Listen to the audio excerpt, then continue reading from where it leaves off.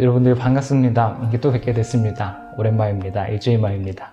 네. 날씨도 좀 더워지고 있습니다. 또 이제 학교 같이 벚꽃 지고 있는 것 같아요. 벚꽃 하고 오잖아요. 저희는 학교에 벚꽃 되게 많아서 하고 있거든요. 네. 이제 사진자가 줄고 있죠. 이제 여러분들이 학교를 직접 나갈 시기가 다가오고 있습니다. 그리고 우리가 직접 만나서 이야기 나누는 시간이 가까워진 것 같아요. 이제 같이 가보면서 이제 산지도 가보고 이렇게 더 얘기 많이 하고 싶은데 좀 아쉽게요. 이렇게 영상으로 하면 이제 한 2주 정도 된 것 같아요. 이제 여러분들 만나서 더 많은 이야기 나누도록 합시다.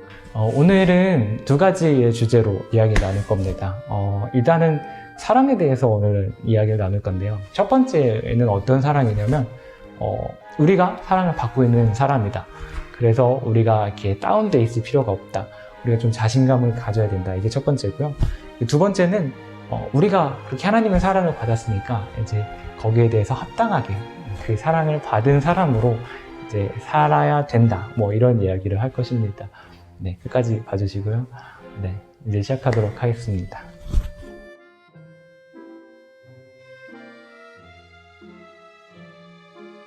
하나님께서는 우리를 걸작품으로 만드셨습니다. 여러분들은 이렇게 뭐 수행평가나 이렇게 학교에서 과제를 할 때 어떤 걸 이렇게 막 만들어 본 적이 있으신가요? 만들기 같은 거? 그럴 때 작품을 만들 때는요, 우리가 아주 이렇게 세심한 노력을 기울이죠. 그냥 대충 이렇게 해서 하는 경우도 있지만, 정말 우리가 만들고 싶은 그런 작품을 만들 때는요, 우리의 모든 것을 다 걷다가 쏟아내기도 합니다. 네, 뭐 마인크래프트를 해보신 분들은 잘 아실 거라고 생각해요.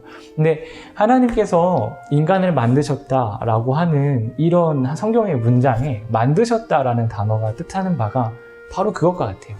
작품을 만들다. 그러니까 시를 쓰다. 그러니까 시라는 영어의 포엠과 같은 어근을 가지고 있거든요.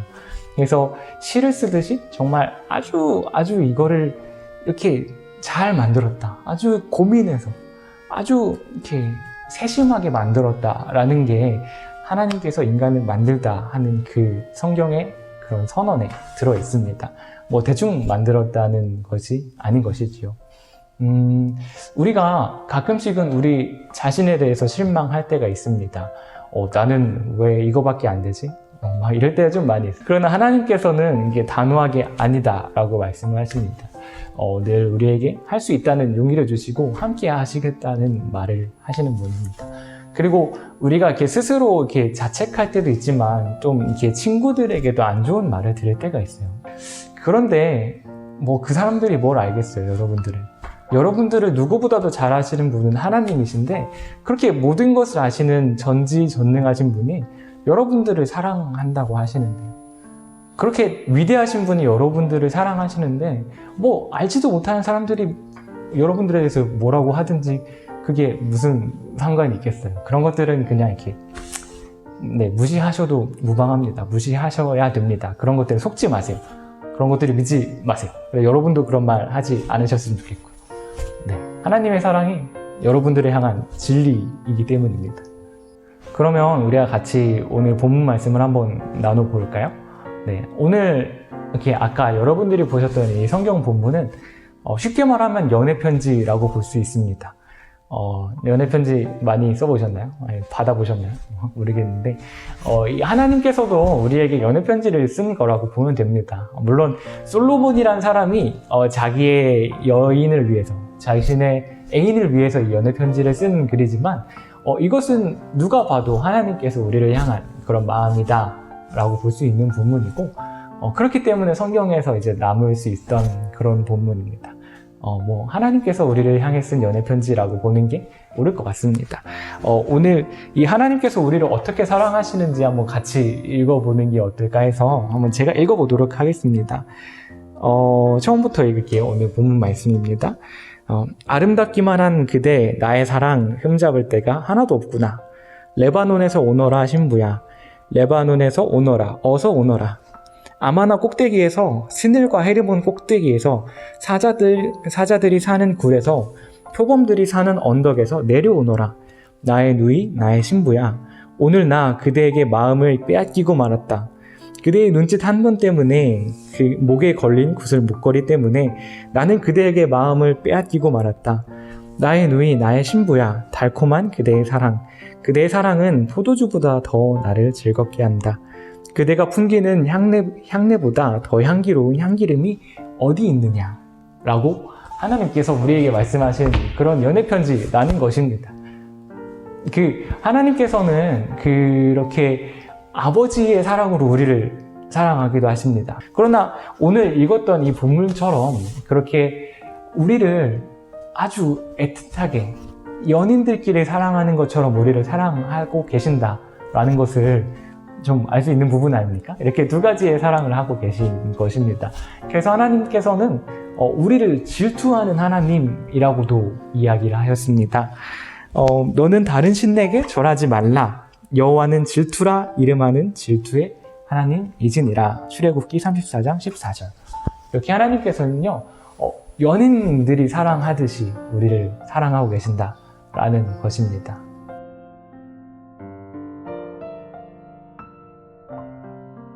이렇게 여러분들은 이제 하나님의 사랑을 받는 사람들입니다. 저도 그렇고 여러분들도 그렇고.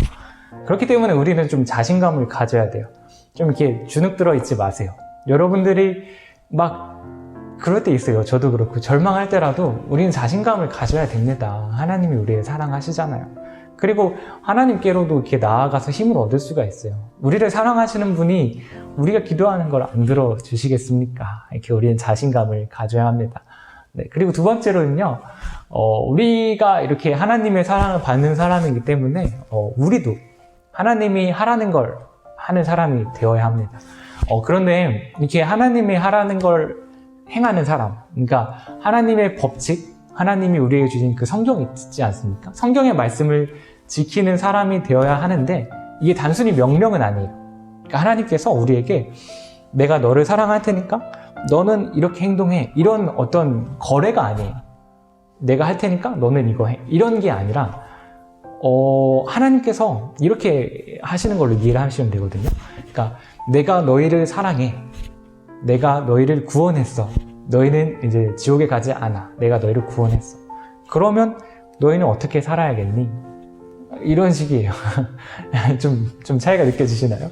그러니까 이렇게 거래하는 게 아니라 무조건적으로 일단 받아주신 거예요. 내가 너희를 사랑한다. 내가 너희와 함께 한다. 그러면 너희는 어떻게 살아갈래? 네, 이게 우리가 어떤 의무 때문에 그런 선행, 그런 착한 일을 하는 게 아니라 우리가 너무 감사해서 그런 착한 일을 할 수 있게 되는 것이라는 거예요. 그러니까 이걸 한 문장으로 정리를 하면 우리가 이쁜 짓을 해서 사랑을 받는 게 아니라 사랑을 받기 때문에 우리가 이쁜 짓을 할 수 있는 것인 거죠. 이게 성경이 말하는 진리입니다. 여러분들을 무조건적으로 사랑하시거든요, 하나님이. 그러면 우리는 무엇을 해야겠습니까? 당연히 하나님께서 하길 원하시는 일, 착한 일을 해야 되는 것이죠. 작년쯤에 교회를 다니는 사촌동생, 그러니까 중학교 3학년이었어요, 그때. 그때 그 친구가 이렇게 물어봤어요.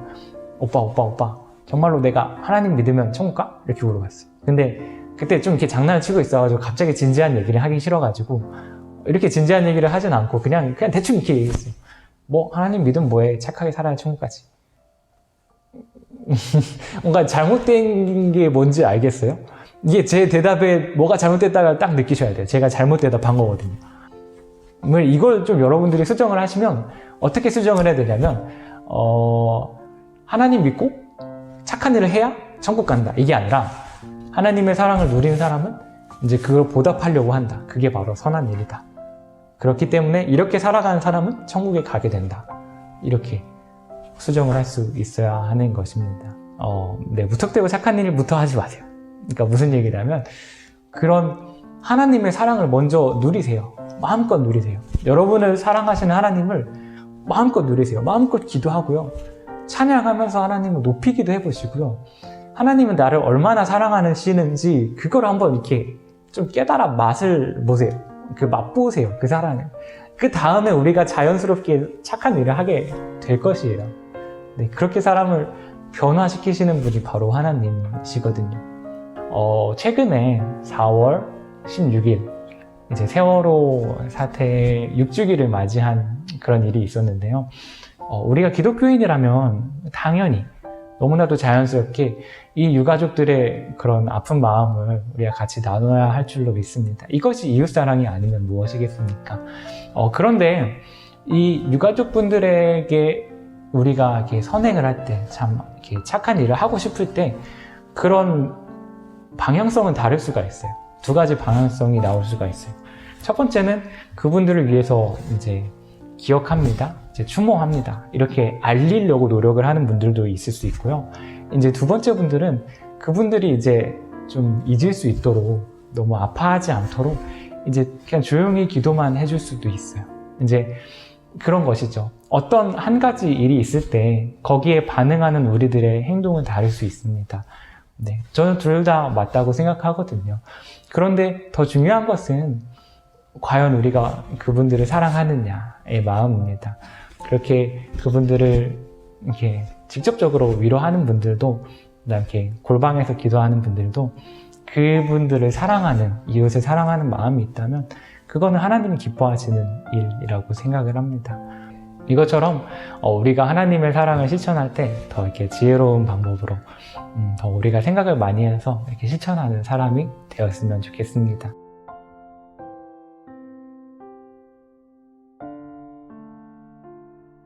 오늘 말씀의 결론을 맺겠습니다.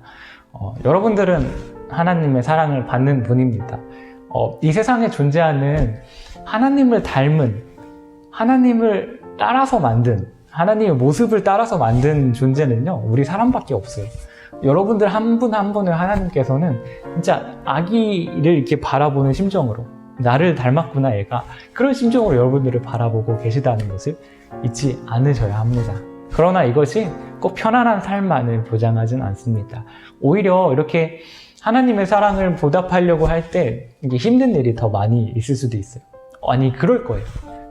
반드시 그럴 거예요. 편하지만은 않을 거예요. 여러분들이 돈을 많이 벌어놓고 이렇게 떵떵거리고 살고 싶다 하더라도 예수님께서, 하나님께서 그거를 그렇게 원하진 않으실 거예요. 좀 더 어려운 사람들을 위해 쓰는 것을 바라실 거고요.